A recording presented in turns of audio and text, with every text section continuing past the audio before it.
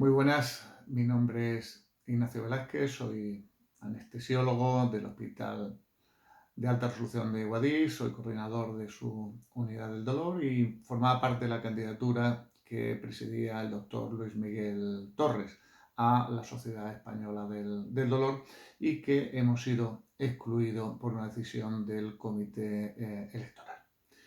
Y me veo obligado a utilizar esta vía de comunicación, expresión y difusión de lo que ha ocurrido, porque desgraciadamente en la pasada asamblea del 17 de octubre, dirigida por el presidente de la Sociedad Española del Dolor, el doctor Juan Antonio Mico, no pudimos hacer uso de la voz, sorprendentemente. En ruegos y preguntas se nos negó la voz, tanto al doctor Torres como a mí, de preguntar qué es lo que había pasado en el proceso electoral. Además, se hizo alusión a que los ruegos y preguntas tan solo se podían hacer preguntas y ruegos referentes al orden del día según los estatutos. Yo me he revisado los estatutos y ese precepto no aparece en ningún sitio. Ese precepto no aparece en los estatutos. Por tanto, yo creo que ha habido un error, cuando no un engaño por parte del presidente de la Sociedad Española del Dolor. El caso es que no hemos podido hablar y por tanto me veo en la obligación de, a través de este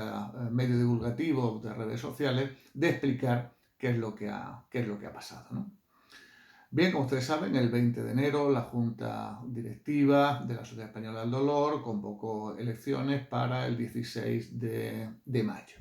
Posteriormente, en marzo, se declaró el estado de alerta como consecuencia de la pandemia del coronavirus y posteriormente se nombró una comisión electoral, por cierto, comisión electoral sin contar absolutamente con ningún miembro de la candidatura opositora, digamos, porque había una candidatura oficialista, ¿no? Pues bien, el 30 de abril, la comisión electoral toma su primera decisión, que es suspender transitoriamente las elecciones y que la votación se hará única y exclusivamente de forma telemática y por correo. Posteriormente, en otra reunión del 8 de mayo, nueva resolución de la Comisión Electoral en la que se suspende completamente el proceso electoral y se dice que se harán elecciones coincidiendo con el Congreso de Bilbao de 2021. Y se descarta, en esa resolución de la Comisión Electoral, se descarta totalmente el voto telemático porque ha dado muchas dificultades y no es, digamos, el elemento esencial y fiable para realizar unas votaciones. Nosotros recurrimos a esa decisión de suspender totalmente las elecciones porque creemos que era necesario y conveniente realizarlas y hay una nueva resolución del 3 de junio, en la que la Comisión Electoral vuelve a cambiar de criterio, convoca elecciones para el 17 de octubre y suspende el voto por correo, dando tan solo posibilidad para que sea voto telemático, que lo había suspendido anteriormente, y el voto presencial. Bien, la sorpresa es esta supresión del voto por correo, ¿no? Voto por correo que recurrimos. Hay que tener en cuenta que el 12 de julio son las elecciones en el País Vasco y en Galicia. Y el 12 de junio se celebran esas elecciones con voto por correo. Pero es que posteriormente, en septiembre, han sido las elecciones al Colegio de Médicos de Madrid, en el que el voto por correo también ha sido válido. No debemos olvidar que el voto por correo está recogido por una ley orgánica, la Ley Orgánica del Régimen Electoral General, en su artículo 4.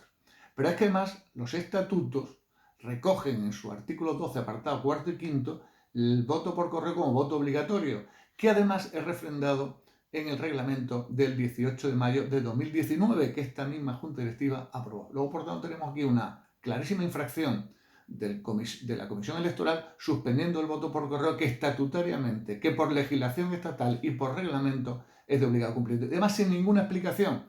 Yo todavía no conozco ningún informe sanitario que nos diga que el voto por correo puede producir mayor contagio que el voto presencial.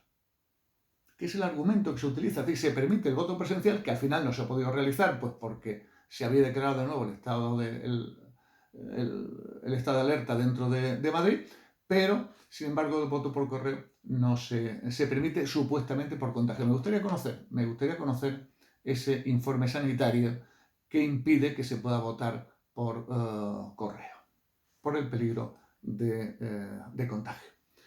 Bueno, a pesar de todas estas peripecia, nosotros concurrimos a las elecciones, a pesar de que no se nos haya tenido en cuenta ninguna de las alegaciones ni de los recursos que hemos presentado, vamos, y el 29 de septiembre, 2 días antes de iniciar el proceso electoral, el Comisión Electoral decide excluirnos de la campaña electoral. ¿Por qué? Mira, razones tan peregrinas como que al doctor Torres se le había dado una entrevista en una revista sanitaria, hablando de cosas muy genéricas. Segunda razón, porque se han mandado artículos o se han mandado informes o se han mandado reclamaciones al correo personal de los miembros de la Comisión Electoral, que son compañeros nuestros, y que si se ha mandado al correo personal es sencillamente para que tuvieran constancia de que nuestras reclamaciones tuvieran fin, si tuvieran el objeto de ser visto por estos miembros de la Comisión Electoral. Y sencillamente por un pequeño defecto de forma, como puede ser también una información aparecida en redes sociales, se nos excluye. Es decir, por un mínimo defecto de forma, supuestamente se está conculcando un derecho fundamental de más de 400 socios que tenían la intención de votar esta candidatura, se les excluye su derecho a ejercer libremente el voto. Y así se mantiene, y así llegamos a la asamblea del 17 de octubre en la que nosotros reclamamos nuestro derecho a hablar y se nos prohíbe. Bueno, esta es la realidad. Realidad es que además se dice que si nuestra candidatura, Construyendo Masé, fue obstruccionista y no buscamos ningún acuerdo y demás. Mire, voy a dar a la luz un correo que el día 13 de mayo yo le mandé al doctor Mayoral, le mandé al doctor Mico, a raíz de un correo que yo había tenido con el señor Mico, doctor Mico, presidente de la Sociedad Española del Dolor. Y lo hago porque creo que es necesario saber hasta dónde hemos llegado para intentar llegar a acuerdos. El correo dice textualmente: ante las distintas vicisitudes por las que está atravesando la SED y con el ánimo de buscar una solución positiva para todos y especialmente a la sociedad, he estado hablando con Juan Antonio Micó, nuestro presidente, y esta solución me propone. Hola Ignacio, entiendo que yo tengo que dar cumplimiento estatutario a lo que me indica el acta de la Comisión Electoral y es lo que he hecho textualmente. Comunicarlo a la candidatura y comunicarlo a los socios. No puedo discutir ni obviar lo que se ha aprobado por la Comisión Electoral reglamentariamente, ya que es un órgano de la SED. Las candidaturas entiendo que sí pueden hacerlo, pero sin intervención de la presidencia.